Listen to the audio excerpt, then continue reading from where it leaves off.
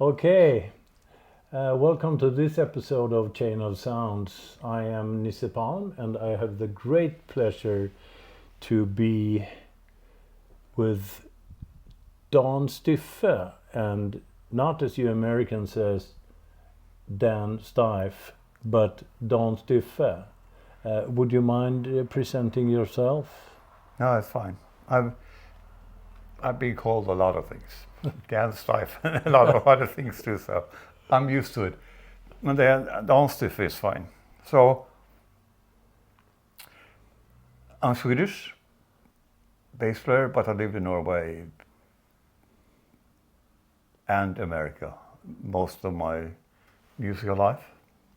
So my musical life in Sweden has just been some festivals here and there, but not really living there and being part of it, unfortunately. I was principal in the Oslo Philharmonic for 35 years. Finished that. Now I teach at the Norwegian Academy of Music and at a private academy called Beirat Due, also here in Oslo. I travel a lot around the world, playing solo, masterclasses, teaching, eating. Eating good food. Eating good food. So at the moment I have a very nice life. Yeah, but you started out as an electric bass player, and that's where we first met. Actually, Yeah, it is. Yeah. But before that, I played violin. Ah, okay. Sounded like shit. Okay. Really not good. But then we met, and then it was electric bass, and I know we both knew Björn Gison Oh yes. and Lind, and my plan was sort of ending up in Stockholm maybe, playing rock and jazz and studio recordings and on the electric bass. Yeah.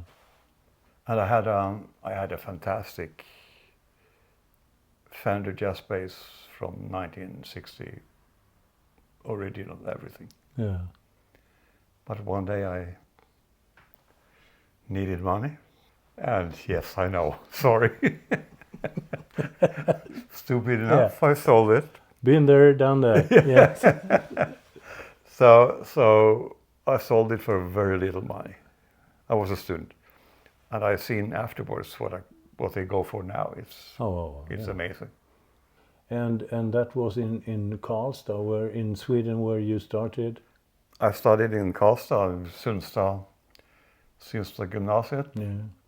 and the plan was to study electric bass, but they didn't have electric bass teacher at the moment, so they asked, "Do you want a double bass teacher?" And yes, okay. And I got a fantastic guy called Göran Nyberg. He's from Värmland. And he came to be a big part of your. Well, he's the reason why I play bass today. Oh right. Yeah. Without him, I wouldn't be playing the double bass. And he was first of all, he was a wonderful person, but also so inspirational that after 1 year of studying with him, I didn't forget the electric bass, but then after 1 year, it was the double bass that was what I wanted to do. Yeah. And did that turn you on to like the solo part of playing bass, or That came a bit later because, first of all, when we studied, I studied at the Norwegian Academy of Music with Knut Gytler, and at that time, the goal was often to get a job in the Oslo Philharmonic. If you did that, managed that, you done it big. So that's what I did first. Not first. First I went to America. I studied with Gary Carr for a few years, and he asked me to teach as his assistant at Hart College of Music at the end, so I was there also for some time as his assistant. And that's maybe when most of this solo playing got, well, I did solo playing with Knut also, but Gary maybe was the one that had the biggest influence on the solo playing on the bass. Yeah, and when you got music written for you, did you ask them or did they ask you? Both. Both. In Norway, there are foundations, Sure. like maybe in Sweden too, that there are foundations that you can apply for money that goes to the composers so they can write for you. I sort of have to apply for that and ask for a certain composer to write. And I did that, I don't know, I probably have 30 or 40 pieces written for me, Yeah. commissions. So they approached you as an object for composing. Yeah. Wow. Yeah. That's. And for me, that was very interesting because it's, of course, when they approached me, I just said to them, "You're free, more or less, to do what you want, more or less." But of course, during the process, I also had a lot of contact with them. So when they wrote things, many of them wanted to try it out and see, because not many had written for the double bass as a solo instrument before. No. No. So they wanted to try it out, and I came to them. We spent some days together and tried out some things. Some things worked very well. Some things might have to be changed a little. Yeah. Adapted a little, but for me, that process in working with the composers was fantastic, because it was very developing for me, but I also felt it was developing for them. Yeah.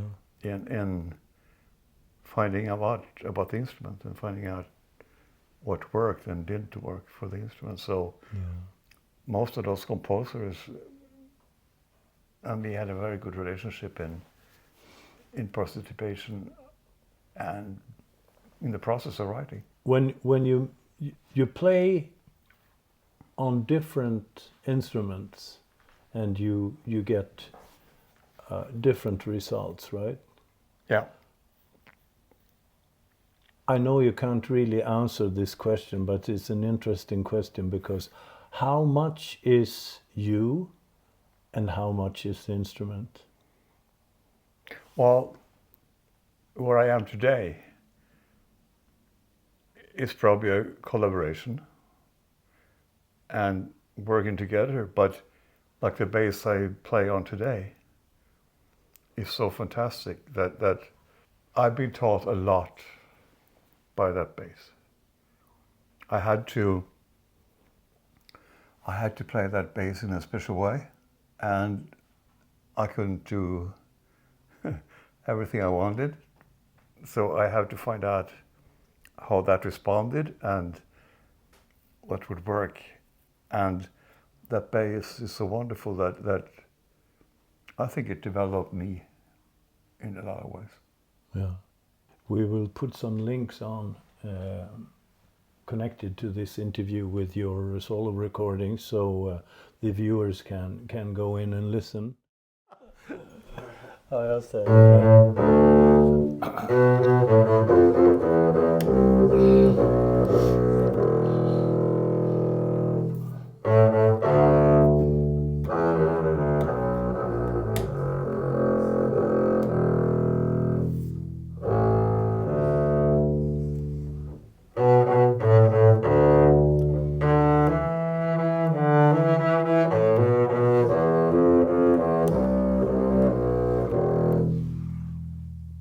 Gasparo Gasparo da Salo from...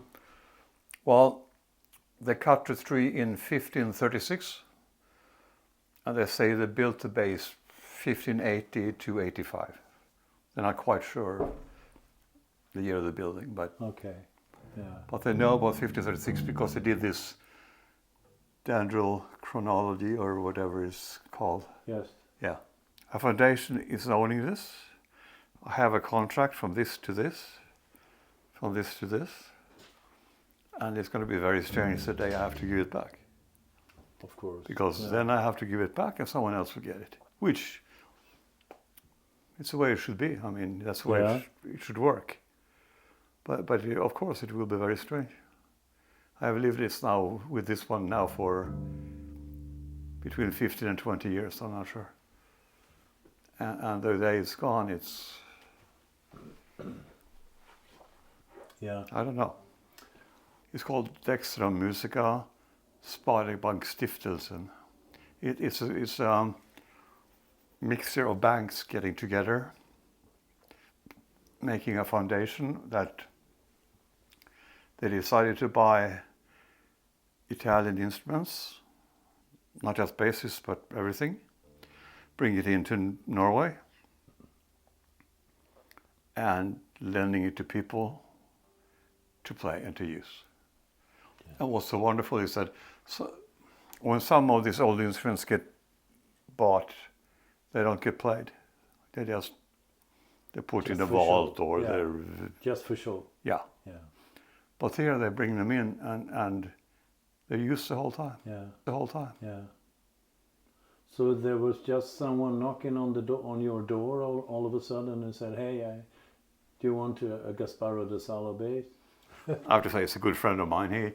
He's the guy who sort of started this foundation, or he had the idea for this foundation. So he went to the banks and with this idea that maybe you want to do something like this for investment, for your money. Yeah. So they put together, he asked me, would you be interested in old bass? And yeah, okay, I could be. I'd never played an old bass really before. I had modern German instruments. But then he asked, in Holland there's a guy called René Zahl, and they asked him to put together a collection of instruments. I went down and I got 2 Gasparos, some Grancino, some Galliano, some, I don't know what, but and I got 2-3 days to try and see if there was something I liked. And there was something I liked. And you fell in love, right? Of course, the instrument was fantastic, but I was a little worried because it's quite big compared to the instrument I had before, which was a modern German. It was much smaller here and not so wide. So I needed some time just to be sure that I could play all the pieces I wanted. The guy who came to me and asked if I wanted a bass, he decided before me that is a bass you should have. Yeah. He knew. So he took the decision before in you a way. knew it. He was mildly persuasive in his, Wow. but he was right. I mean, it's interesting because when I tried these basses, first we started in a small room like a studio, maybe like this. Then they had bigger hall, a great concert hall. And they wanted to try with everything, with piano. Yeah. And he was sitting out there listening. And every time I played different instruments, he just pointed to this one. The bow that you're holding in your hand right now, It's American. it's American and it's made by Lynn Hannings, right? Mm-hmm. Yeah. Mm-hmm. We're very good friends, and she knows my playing, and she knows me quite well. And in many ways, she made this bow for me and for my playing. Yeah. Before this interview, I contacted her and asked her if she wanted to comment anything about the bow and the relation. And she wrote, Dan has a very unique and deep sound enhanced by the Gasparo, a perfect match. I listened to his solo work and asked a few questions about his preferred bow weight and balance. The bow is a little bit on the heavy side, a dense piece of wood that creates a pure sound from end to end. It seemed to be a good match from his playing style and choice of solo repertoire. She even made it heavier by putting some rubber on it as a frog, because Yeah. I like a heavy bow. Yeah. I like the bow to do the work as much as possible Do you itself. remember how many grams? No. No. Do you? Can you feel? No. No, I don't. I'm not sure. But it's to be a baseball. On the heavy side. This is the heavy side. Yeah. Yeah. That's. And then you sometimes use another bow, right? Can you pick that up? That's the first bow I bought when I started playing the double bass in Sweden, in Karlstad. I'd played only electric bass before. I needed a double bass bow. And I went into a guitar shop in Karlstad in Sweden. It was really an electric guitar shop called Hagströms. Oh yeah. And they didn't know anything about bows or string instruments, but by chance this one was lying in the attic, and they asked, well, do you want to buy it?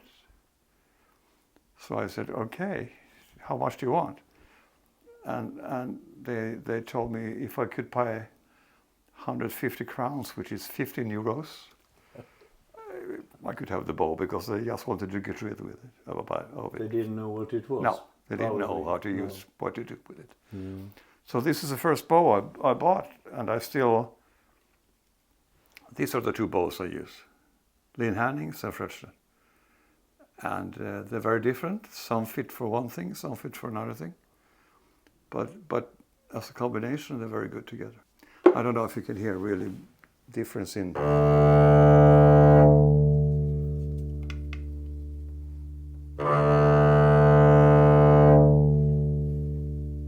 If not, okay.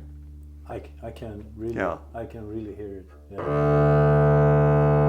And that's because of the density. That's of a little more pre-action. In a way, I yeah. would say. I agree. So it's about the weight and the density of the wood and the balance. And depending on the bow I use, it's also how they lie on the string. Sometimes one is more better for long melodic singing lines. One is better for technical, articulated pieces. So we'll listen a little bit for Spiegel in Spiegel. Which bow did you use? That was before I had the Lynn Hannings bow. Okay.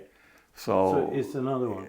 No, it's a Fretscher. Okay. I use a Fretscher because that was before I used that But one. you are saying that should you record it today, you would have. It might have been because Lynn's bow is lying very nicely on the string, playing cantilena, long singing. So maybe today I would have. I mean, this piece, you really have to take care of your bowing, right? It's a bow speed, bow control, and bow changes. Yeah. It looks so easy on the note, on the music sheet.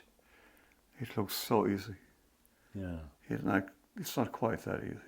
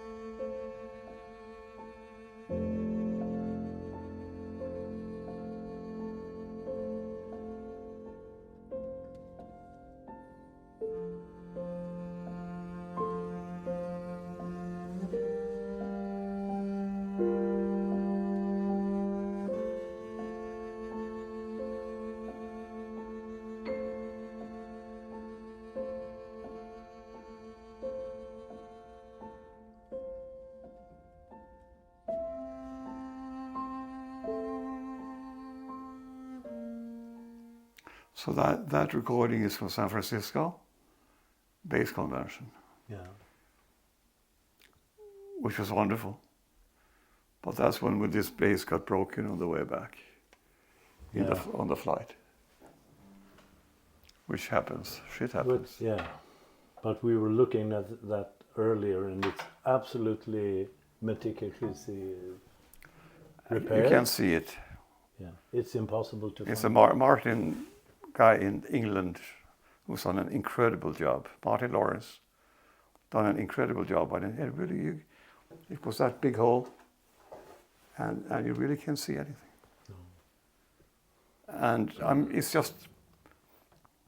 it's lucky it wasn't on the top or the bottom, because that could have, for the sound, Yeah, it could have been that had been really different, yes. horrible. But since it's on the side, the sound didn't really change. Yeah. Luckily. When you practice bowing, you have like a certain method, or do you use it more as a warm-up today? I don't warm up. You don't warm up. No. I think it's too boring. Okay, yeah. I shouldn't say that. No. No, of course I warm up, but I don't spend a lot of time to warm up. I'm more going. I have so little time practicing that I go more straight to the pieces, but play them slowly. Yeah. Start That's them the kind slowly. of warm-up. That's right? a warm up Yeah, for me. Yeah. Because if I had like when I was a student at the Norwegian Academy of Music, we met 7 o'clock in the morning with a group of us standing outside waiting. We practiced for 7 hours every day. Yeah. And that was it. I don't have 7 hours a day to practice. There's no way. So, but I also learned maybe how to practice more efficiently. So what I used 7 hours for then, maybe I can use 1 or 2 now and get the same result. Yeah. Because I know Exactly. what I should do. So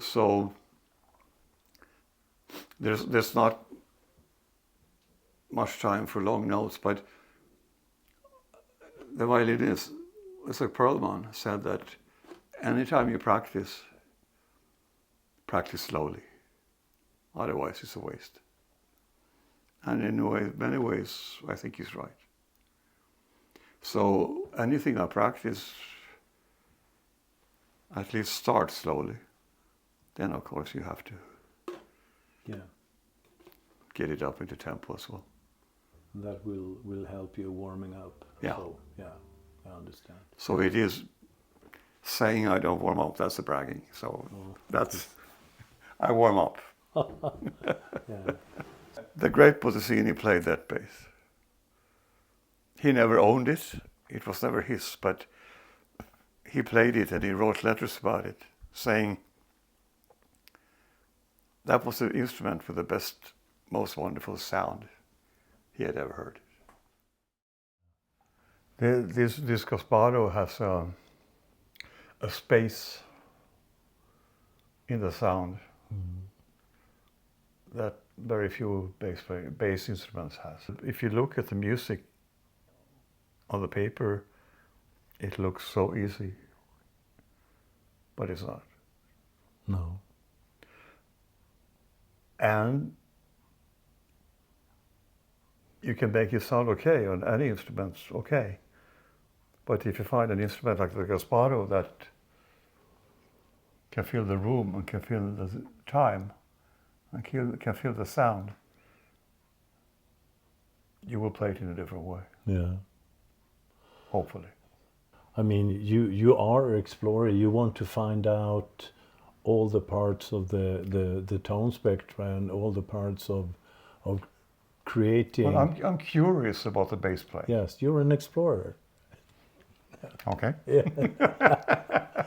Do you feel like is there a loneliness attached to being a soloist? Yeah, in a way, yeah, of course. But it's also so different because all the pieces I have written for me, many of the pieces are just bass solo, nothing else. Okay. Yeah. And that can be pretty lonely Yeah. sometimes. Yeah. But some of the pieces are also concertos with orchestra, Yeah. which is a part of the community. And of course, the three biggest concertos I have is Fredrik Högberg, Rolf Martinsson, and Christian Lindberg. Yeah. Fredrik Högberg is with the Norwegian Chamber Orchestra. I work with Jukka-Pekka Saraste and the Philharmonic, and I work with Beethoven Orchestra in Bonn with the Christian Lindberg concerto. Yeah. So of course, that's a different experience from sitting alone in a church playing Yeah. your solo bass pieces in 4 or 5 minutes. Rolf Martinson's concerto is 30 minutes Yeah. with orchestra, big full orchestra with. He wrote it in a fantastic way that it can be. We recorded it with full orchestra from 8 basses up. No reduced anything.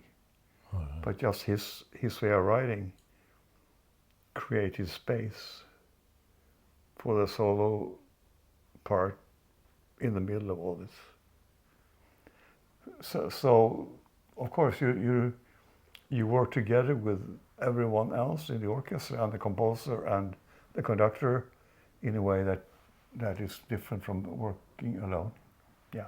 Yeah. But you also play in a trio. Now I have a new trio. Yeah. We have a new trio.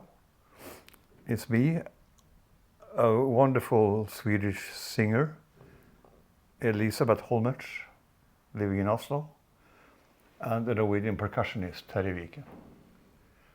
So we're recording now new CDs, and What's the name of trio? we don't have a name. Okay. We just play. Yeah. Okay. Good. And but Terje is also a composer, so part of the music we play, he has written. And so we do quite a lot of that before the summer. And I also have a duo project with Elisabeth, the singer. We're recording some stuff in August with music by the English composer called Lawrence Crane. That's the duo, bases up. Oh, okay. And they're both wonderful musicians, and we'll see. At least at the moment, it works really well. Yeah. Really wonderful. When you record, how much involved are you in the recording process? Well, we're lucky in a way that we have found technicians and producers that we trust.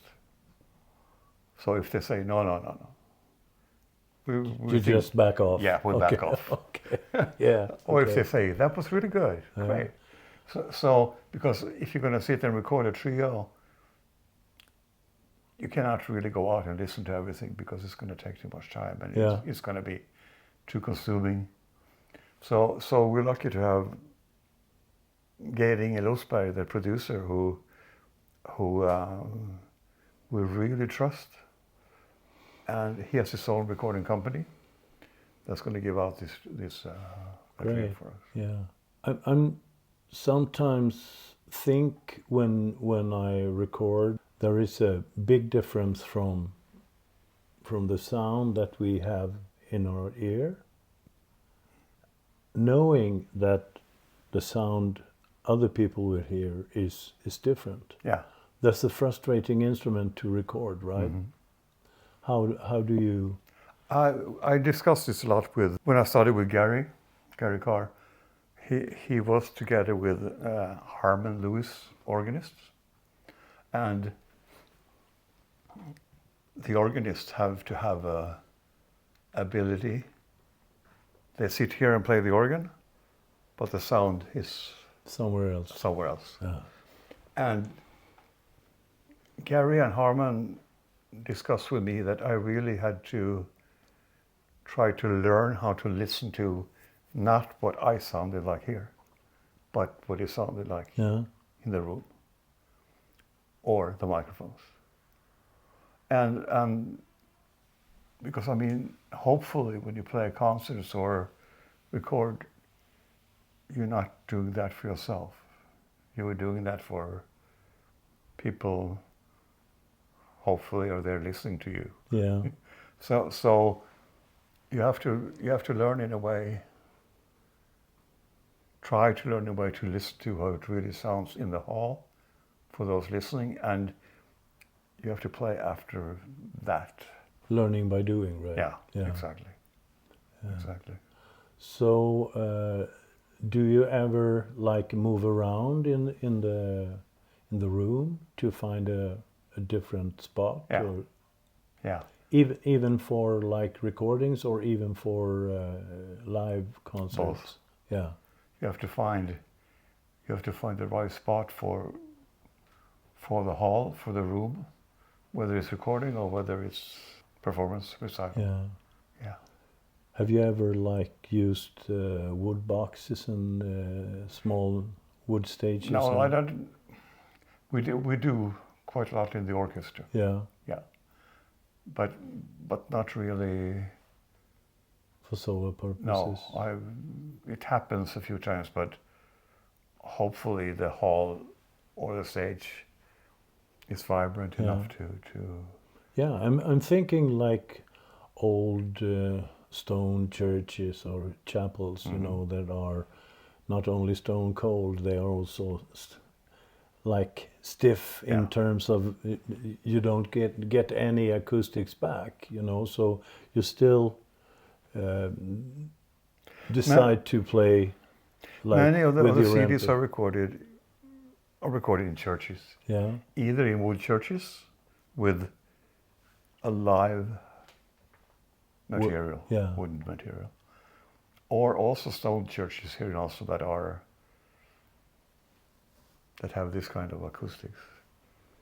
But then you don't get this feeling with the wood and the touch. But it can work very well depending on the repertoire. You said once that you're like aiming for the sound of one long string. Mm-hmm. Does that include your choice of strings, choice of bow, placing?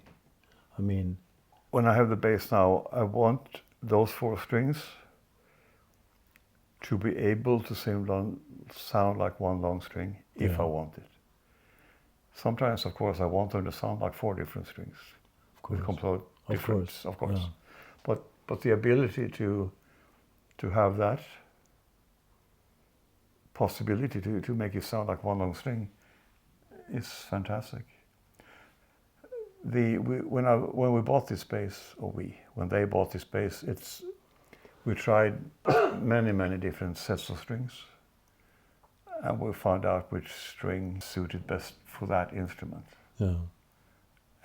But then for that instrument, I have the whole full set of one set of strings on. Now some people are mixing, but I don't have to do that with this thing. But this set sounded much better on that bass than some of the other sets. So it's just a matter of finding the right set for that kind of instrument. Okay, we had a nice break here, and during the break we started to speak about what you listen to when you like want to relax or when you come home and away from the classical world, so to speak. What do you listen to? It's either nothing, just silence, or I put on something that's completely different. I'm a very big fan of like Frank Zappa, for example, and I wouldn't mind just putting on him and sitting listening one evening. I think he was fantastic. Oh yeah. So there's, of course, when I worked in the Philharmonic, I listened to some pieces we were going to play the next week or the week after or so. But when I come home, I mostly have a tendency to listen to something completely different, like Zappa, Yeah. or more, well, Blood, Sweat and Tears, or Chicago, or Yeah. yeah. So it's more pushing a button and doing something completely different to not cleanse the brain, but In a way, it is. I think it's kind but of a it's- brainwash, right? it is a brainwash. But it doesn't sound so good to say that I want to cleanse my brain from classical music. But it's just, yeah, in a way it is. You're right. It doesn't have to be negative. I think it's like leaving room for something different to get new energy. Yeah. I think. And you also mentioned Cornelis Vreeswijk. Yeah, he's wonderful. I have some CDs and LPs vinyl from him that is, for me, completely fantastic. He has a vinyl called 10 vackra visor och personliga Persson, which is completely out of this world. Yeah. Well, for the viewers who doesn't know Cornelis Vreeswijk, he was he was born and raised in Holland, but he lived and worked in Sweden, and he wrote fantastic poetry, and he was like a fantastic performer of his own music. So and of others' music. yes, that's true. Tube and Bellman. Yeah, exactly. Those two are fantastic. Yeah. That's when I first heard. I'm a bit of a fan of guitarist and jazz bass player called Jojo Wadenius. Oh, He lives in Oslo now, yeah. and he plays on those two LPs with Cornelis Bellman. Yes. He even plays electric bass on them. Yeah. He does. Yeah. So He played wonderful. He was a great player as well. He still is a great He still player, is. definitely. So I think we will wrap it up for this time. I hope, of course, that our ways will be crossed soon again. Of course.